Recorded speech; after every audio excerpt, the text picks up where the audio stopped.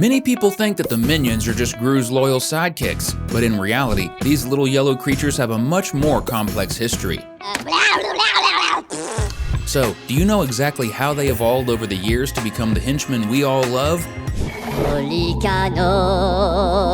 Believe it or not, their story began long before any Despicable Me movie was released. During the development of the first Gru movie, the characters went through many phases before becoming the small yellow beings we know today.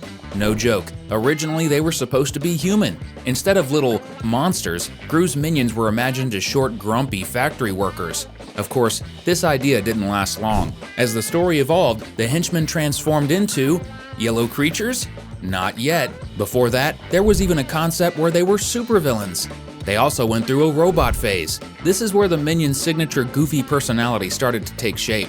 The idea was that the robots would be naive and funny. In some versions, they would even perform ballet with Gru's daughters. Eventually, the production team got closer to the version we know today by making the Minions small, overalls-wearing creatures that were definitely not human, but still organic. However, in one concept, they also had mechanical parts. They still had an odd shape, and their color wasn't final yet. They were even considered to be red at one point.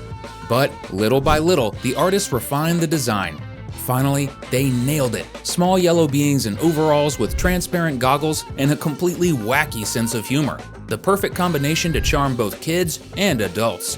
Fascinating, right? But believe it or not, this was just the beginning of the Minions' journey. So get ready, another Cinewave is starting. In the Despicable Me universe, the Minions' history began long before they met Gru. In fact, it started before they even had arms or legs. That's what we see in the 2015 prequel, Minions. At first, they were tiny yellow bacteria in the ocean, but even back then, they had the instinct to follow the most powerful villain. Except, there weren't really any villains yet. So the single-celled Minions would follow the top predator at any given time. When a stronger predator devoured their current leader, they simply switched allegiance. In other words, they weren't exactly loyal. Apparently, there were only 3 bacteria at the beginning, which seemed to be Kevin, Stuart, and Bob, but they replicated over the centuries, forming a true army. After years of evolution, the Minions finally grew arms and legs, allowing them to leave the ocean. Since this happened long before humans existed, their first leader on land was a dinosaur, who unfortunately didn't last long as his clueless minions accidentally got him killed. And this kept happening for centuries. When humans appeared, the Minions became followers of a caveman, who got eaten by a bear because of them. Later they served an Egyptian pharaoh and even helped build the pyramids.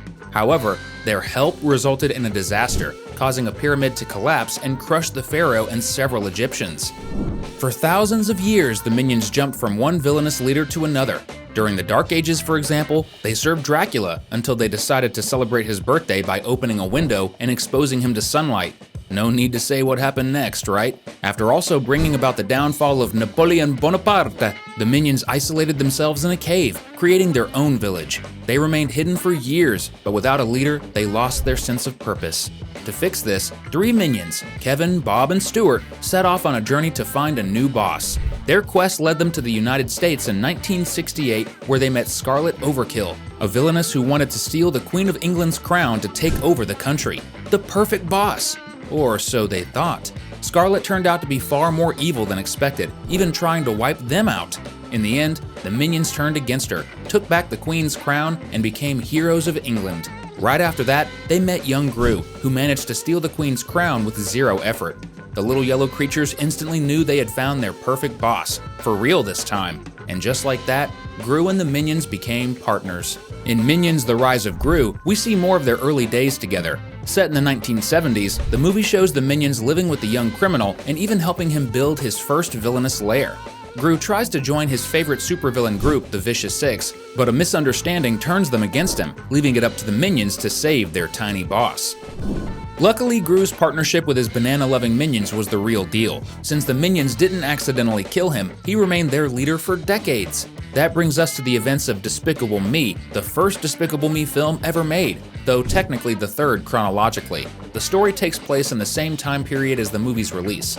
The following films don't jump far ahead either, as the characters don't age much from here on. The Minions remain Gru's loyal servants, helping him fulfill his dream of stealing the moon. They even give him money to fund the plan. But how did they get it? Does Gru pay them, or do they steal it from others? Let's not overthink it. And even though they love working for a villain, they stick with Gru when he retires from crime to become a real father to Agnes, Margot, and Edith. Aren't the Minions amazing? If you love these little guys too, comment below with #banana. After the success of the first movie, the little henchmen starred in a collection of 3 short films released in 2010. In one of them, Gru's house gets a visit from social workers, so the Minions are tasked with quickly fixing up the house to make it look safer and more welcoming, which in the end helps Gru gain permanent custody of his adorable daughters. Another short titled Banana is about, take a wild guess, yep, bananas. Okay, to be more specific, the short focuses on the Minions and their obsessive love for this fruit. Can't really blame them, right? Bananas are delicious and healthy. The last short is definitely the funniest. The story follows 3 Minions who go through training and then get assigned to transport missiles. They are a bit clumsy, but the real trouble starts when they cross paths with another group of Minions carrying an even bigger missile. You can already guess how this ends, right? The missiles explode and Gru's lab is almost completely destroyed. By the time Despicable Me 2 was released in 2013, but takes place shortly after the first movie, the Minions went through one of their weirdest and funniest phases. That's because Dr. Nefario wasn't happy at all about Gru quitting the villain life, so he kidnapped several Minions and took them to the evil El Macho. The henchmen were then infected with a virus that transformed them into purple Minions, more violent and crazier versions of themselves, who were meant to be El Macho's ultimate weapons to take over the world. But luckily for everyone, Gru and a now remorseful Dr. Nefario managed to cure all the Minions and defeat El Macho. Thank goodness, right? Also in 2013, the franchise got another Minion-centered short, this time about a Minion who really wants a pet. He fails to win over any ordinary animal, but ends up finding a tiny UFO that agrees to become his pet. Not sure if this is hilarious or adorable, maybe both? The next short from that same year, titled Panic in the Mailroom, is about a Minion who accidentally infects himself with the purple Minion virus. He keeps switching back and forth between forms, but everything turns out fine in the end. Remember when I said the Minions stuck with Gru even after he retired? Well, in Despicable Me 3, they get tired of not causing any trouble and decide to abandon their longtime boss. They end up in prison and quickly become the top dogs among the inmates, proving that the Minions are dangerous even without a leader. But after so many years working for Gru, they realize their relationship isn't just about being servants and a boss anymore. They've actually become real friends. So they break out of prison and help Gru defeat Balthazar Brat, the movie's antagonist. The Minions love following Gru, but they'd love even more to follow our channel. You can make that happen. Just hit the subscribe button so you'll never miss our daily videos about your favorite animated movies.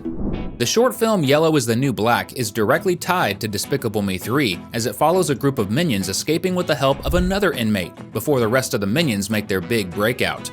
The next Minion short was released in 2019 and is called Scouts. It follows the Minions as they try to become scouts and earn badges, but of course they do it their own way, with plenty of chaos and destruction. By 2020, the Minions got a wonderful half-hour Christmas special filled with amazing holiday stories. In one of them, Kevin, Stuart, and Bob somehow end up at the North Pole and become Santa's little helpers. Meanwhile, in 2021, Illumination made a Minion short for all the tabletop RPG fans out there. The story follows a newbie joining a Minion RPG club. At first, he's just the target of monsters and his teammates' jokes, but soon enough, he proves his worth and saves the whole party. The Minions' latest adventure was in Despicable Me 4, where they continued to steal the spotlight. This time, 5 of them were modified by the Anti-Villain League and became superheroes, the Mega Minions. Clearly inspired by the Fantastic Four, but way more stylish, they used their powers to once again help take down the villain of the movie, this time Maxime Le Mal. This was their last appearance so far, but we'll see them again in Minions 3, which will likely take place sometime in the 70s or 80s. The movie was originally set for 2027, but got moved up to July 1st, 2026. That means we're only a year away from seeing the Minions back in action. We've got 2 more awesome videos on your screen so you can keep the fun going. Just click on one. Easy as that. Thanks for watching, and see you next time.